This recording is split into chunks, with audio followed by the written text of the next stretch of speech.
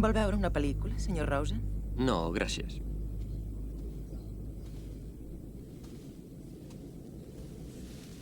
Vol veure una pel·lícula, senyor Phelps? No, m'agrada més el teatre. No sent curiositat pel cinema d'Ucraïna?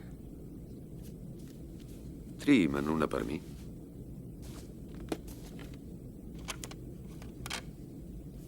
Gràcies.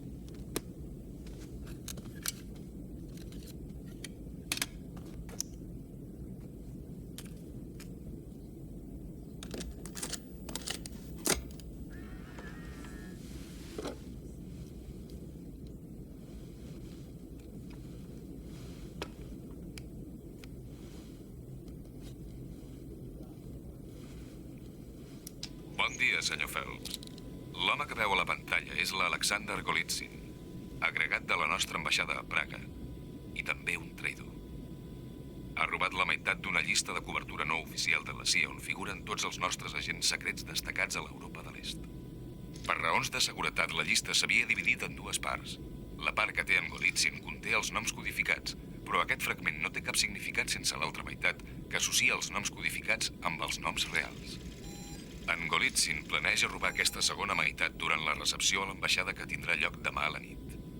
La seva missió, Jim, si es decideix acceptar-la, és obtenir proves fotogràfiques del robatori, seguir amb Golitsyn fins que es trobi amb el comprador i detenir-los a tots dos.